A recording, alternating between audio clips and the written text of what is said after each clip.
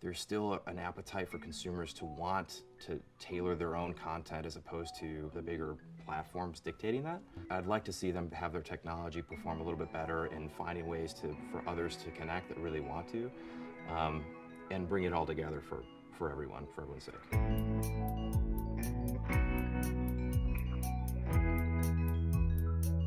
Obviously, as everyone knows, we're starting to communicate in isolation, but there's a lot of joy in it, and we really want to, as a brand, kind of step away from we're just a network provider, and here's your bill, and thank you for your money.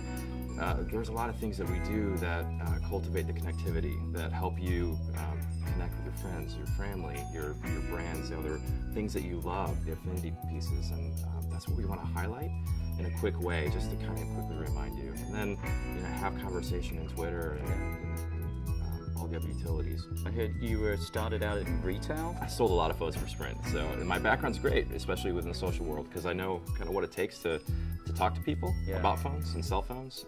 But yeah, I spent about 5 years in a retail store, selling them, fixing them, managing folks that are working with customers in the front lines, and worked my way to the corporate area. Did a lot of development and marketing, worked with the retail operations group, and ended up in digital marketing. How do you measure success? With a lot of our benchmarks, we look at brand studies to understand what our likability is. Okay, so from a brand sentiment? Brand sentiment, and then we also use partners for social listening to understand real-time sentiment. Okay. We use Facebook a lot as a proxy to understand reach and how we're interacting with our fans. Okay.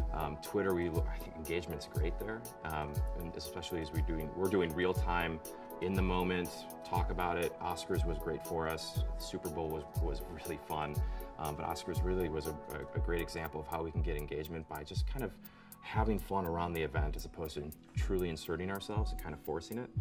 So it was really strategic, it was planned, but it was reactive at the same time. So I'm talking about this thing called the brand attention curve, which I experienced leading up to Super Bowl. We all talk about ads, then there's a hot moment, then suddenly I felt like it was a one-night stand. Right. I didn't hear from any brand, and I was listening to a whole bunch of them, by the way, interacting that very evening. How important is the runoff? How important is the backdraft? Do you guys actually engage there, or you sort of treat it like a one-night stand as well? It's not a one-night stand. I think that there's good successes, right? I mean, but I was on a panel yesterday, and they're like, name more than 5 ads that ran. And it's hard to really go back and think about it. Yeah. We were there, we were present, we were having fun, but we didn't put too much into it.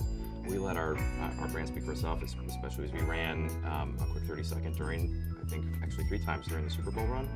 But we were just there having fun with people. We were dialoguing with other brands. It's just like showing up to a party, but not having, and we talk about it later on, but it wasn't the momentous time frame that we all think about and talk about, like Oreo did. And what about the continuum of the brand? I mean, at the end of the day, you've got commercials that you're running. Yep. You guys still run on TV, I assume. And then at the same time, you're running digital. How important are those two to come together in terms of your dialogue, or are they completely different based on the conversation? Extremely important for us right now. To be similar or to be completely different? Similar. It's extremely important for them to be very similar, but also to take it even a step forward. In the digital space, we want to have more fun. We want to have a little bit more dialogue. TV right now, as we're introducing a new brand and a new offering, that's doing the heavy lifting in terms of the introduction. But in the digital realm, it's like, how do we get people online to investigate? How do we use social to have fun and to introduce it even more?